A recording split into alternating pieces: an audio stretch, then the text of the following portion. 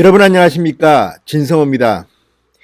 박원순 서울시장과 문재인 대통령은 상당히 가까운 사이라고 합니다. 같이 민변 활동도 하고 시민사회 운동을 하면서 서로 가깝게 지낸 사이입니다. 그런데 박원순, 지금은 고인이 됐습니다. 고 박원순 서울시장의 이 비극적 선택과 관련해서 지금 청와대가 계속해서 곤욕을 치르고 있습니다. 문재인 대통령도 비판받고 있습니다. 자, 문재인 대통령은 고 박원순 서울시장 빈소에 조화를 보내고 노영민 청와대 비서실장을 보내기로 했습니다.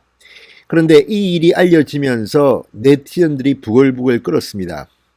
얼마 전 안희정 전 충남지사의 모친상 빈소에도 문재인 대통령이 조화를 보냈다가 네티즌들 그리고 국민들의 엄청난 반발을 샀습니다.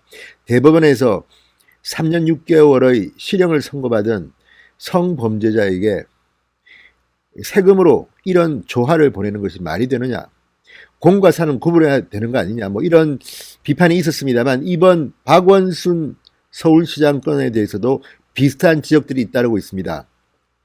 물론 고 박원순 시장이 고인이 되었기 때문에 공소권 없으므로 이 수사는 이제 진행될 수 없습니다. 그렇지만 엄연히 피해자가 있고 진술이 있고 물증이 있고 또 더 많은 피해자가 있을 거라는 그런 이야기도 있었습니다.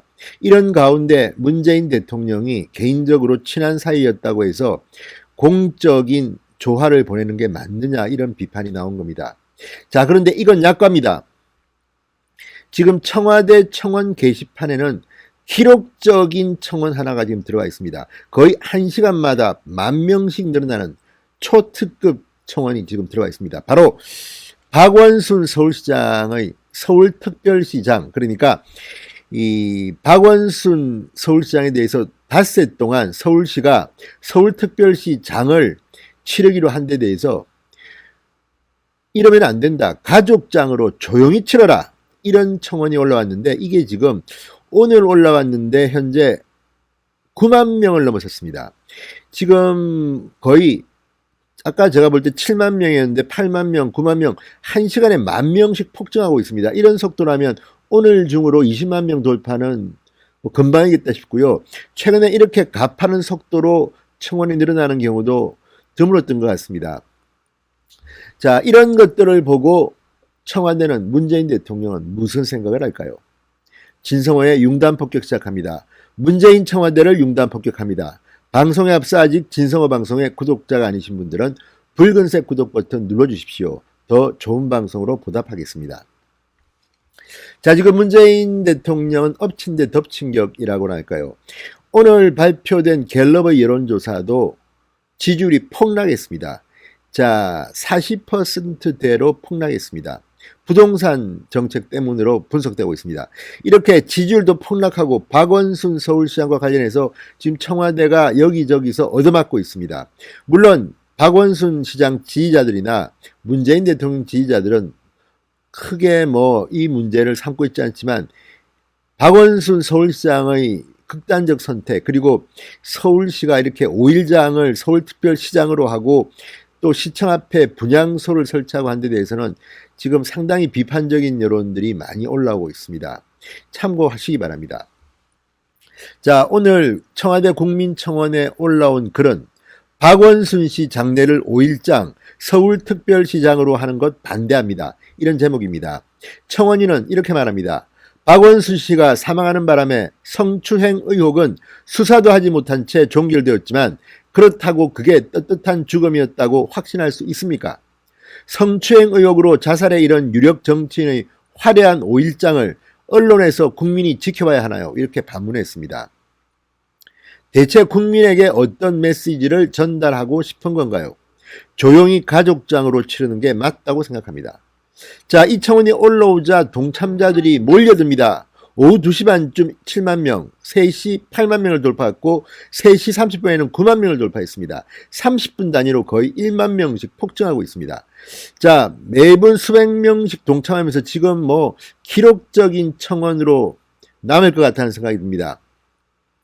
자, 문재인 대통령 지금 여러 가지로 충격이 크겠습니다. 어쨌든 인간적으로는 평소 잘 알던 지인인 박원순 서울시장이 유명을 달랬으니까 인간적으로는 애도하는 게 맞습니다. 그렇지만 과연 이런 비극적 선택의 배경을 감안한다면 이것을 불편해하는 국민들이 있을 거라는 것은 생각하셔야 될 겁니다. 그리고 한국갤럽의 여론조사가 오늘 또 이 와중에 터졌습니다. 자, 문재인 대통령의 지지율이 6주 연속 하락하며 47%까지 급락했습니다. 부정평가는 44%로 급등했습니다. 자, 오늘 한국갤럽이 발표한 여론조사입니다. 물론 절대 수치는 저는 믿지 않습니다.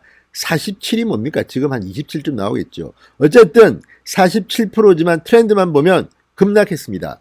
한국갤럽이 7일부터 9일까지 사흘간 전국 성인 1,001명을 대상으로 한 문재인 대통령의 국정수행 지지도 조사입니다. 지난주보다 3%포인트나 하락했습니다. 47%입니다.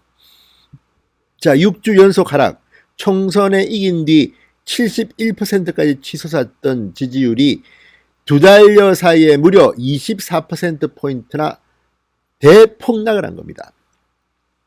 자, 문재인 대통령이 40%대로 떨어진 것은 총선 전인 3월 셋째 주 이후 처음입니다.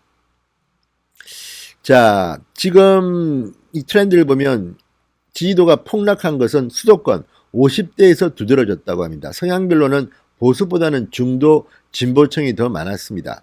자, 그런데 무엇보다도 부정평가 이유 중 최고로 많이 꼽은 게 부동산 정책입니다. 25%입니다. 그 다음이 경제 민생 문제 해결 부족, 전반적으로 부족하다. 이게 11%, 북한 관계가 9%입니다. 이걸 보면 지금 국민들이 문재인 정권의 부동산 정책에 얼마나 분노하고 있는지를 알 수 있습니다. 어쨌든 47%는 못 믿겠지만 트렌드를 보면 40%대로 대폭락을 한 것은 사실입니다. 두 달 여새에 24%포인트나 빠진 겁니다. 자, 이래저래 문재인 대통령의 고심이 깊어만 가겠습니다.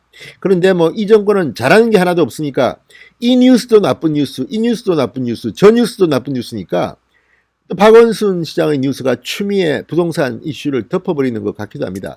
아무튼 참 국민들만 피곤합니다. 이런 문재인 대통령, 이런 민주당 정권 참 무책임합니다. 진성호의 융단 폭격이었습니다. 여러분 감사합니다.